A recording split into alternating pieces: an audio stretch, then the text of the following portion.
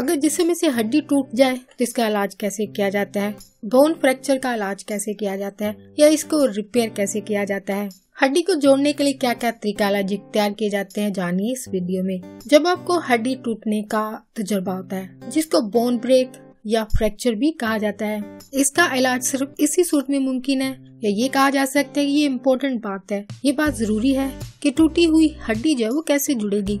और वो इम्पोर्टेंट या जरूरी बात यह है कि हड्डी जो है वो अपनी असल ओरिजिनल हालत के अंदर जो है वो मौजूद रहे, यानी टूटी हुई हड्डी को दोबारा उसकी सेम पोजीशन में रखना ही इसके ठीक होने की जमानत है। यानी हड्डी को ओरिजिनल पोजीशन में रहना चाहिए, जिसकी मिसाल हड्डी टूटने के बाद टूटी हुई हड्डी के लिए प्लास्टर लगाना या फिर गर्म पट्टी बांधकर एक पोजीशन में रखना, जो कि डिफरेंट तरीकों से इसको पोजीशन में रखा जाता है, जो कि असल में हड्डी को ठीक होने में मदद देती है। ये पोजीशन टूटी हुई हड्डी के लिए कई तरीका इलाज इस्तेमाल किए जाते हैं, लेकिन डॉक्टर आपके लिए जो तरीका इलाज तजवीज करते हैं उसका इन्हिसार कुछ बातों पर होता है, कुछ अवामल पर होता है।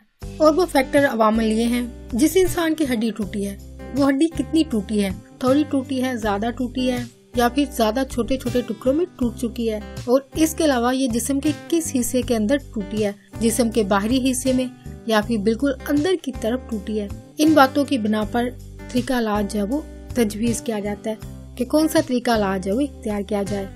ऐसे अफराद जिनकी हड्डी ज्यादा नहीं टूटी है, सीवियर कंडीशन नहीं है, तो ऐसी सूरत में इनके लिए कास्ट का तरीका इलाज इख्तियार किया जाता है, जिसकी मिसाल प्लास्टर लगाना या फिर गर्म पट्टी बांधना जैसे तरीका इलाज को इख्तियार किया जाता है, जो कि कम शदीद चोट होने की वजह से ऐसा किया जाता है। और इन तरीकों से हड्डी को इसकी ओरिजिनल पोजीशन में रख दिया जाता है ताकि हड्डी जो जल्द ठीक हो सके। लेकिन ज्यादा शिद्दत की चोट लगने की सूरत में सर्जरी यानी ऑपरेशन वाले तरीका इलाज इख्तियार किए जाते हैं, जिसमें कट वगैरह लगाकर हड्डी को जोड़ा जाता है, जिसको बोन फ्रैक्चर रिपेयर कहा जाता है। इसके जरिए हड्डी को उसकी ओरिजिनल जगह में रखा जाता है। इस सर्जरी के अंदर मेटल की स्क्रू, पिन्स, रोड्स और प्लेट्स के जरिए हड्डी को उसकी ओरिजिनल पोजीशन में रखा जाता है। मेटल स्क्रू जिसको दाती पेच या लोहे के पेच कहा जाता है, लोहे की पिन्स, लोहे की सलाखें और लोहे की प्लेटों को हड्डी को जोड़ने के लिए इस्तेमाल किया जाता है। बोन फ्रैक्चर रिपेयर के लिए जो सर्जरी इख्तियार की जाती है, इस सर्जरी का नाम open reduction and internal fixation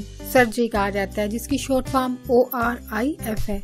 अगरचे आप हड्डियों को एक सॉलिड मटेरियल यानी एक सख्त किस्म के मवाद के तौर पर ही सोचते या समझते हैं कि हड्डी ऐसी होगी, लेकिन असल में हड्डी के अंदर खून की बहुत सारी शरेयानें होती हैं, जो कि हड्डी के ठीक होने यानी हीलिंग प्रोसेस को जो है वो मुकम्मल होने में मदद देती हैं। यानी हड्डी के ठीक होने में ये शरेयानें जो है वो मदद देती हैं। हीलिंग प्रोसेस के दौरान यानी हड्डी के ठीक होने के वक्त के दौरान जैसे जैसे वक्त गुजरता जाता है, आपका जिस्म खून के खुलियात के नए धागे जो है वो तैयार करने शुरू कर देता है। खून के खुलियात के नए धागे तैयार करना शुरू कर देगा, जो कि बिलाखर एक साथ दोबारा बढ़ने लगते हैं और हड्डी को ठीक करने में मदद देते हैं। बस इतना याद रखें, अगरचे फ्रैक्चर ठीक हो चुका होगा, जो कि मुख्तलिफ तरीका इलाज से किया जाता है, तो ये फ्रैक्चर दोबारा भी हो सकता है। दोबारा चोट से बचने के लिए जहाँ तक मुमकिन हो सके एहतियाती तदाबीर इख्तियार करनी चाहिए।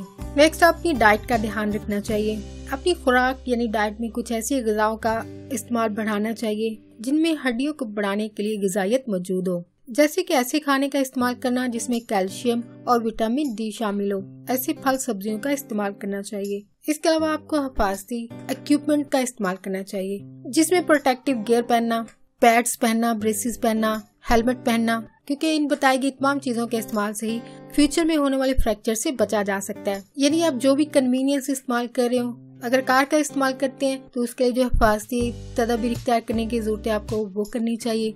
साइकिल का इस्तेमाल करते हैं या बाइक का इस्तेमाल करते हैं, जिसके लिए हेलमेट जो है वो लाजमी इस्तेमाल किया जाता है। अपनी जरूरत के हिसाब से हिफाजती इंतजाम जरूर कीजिए।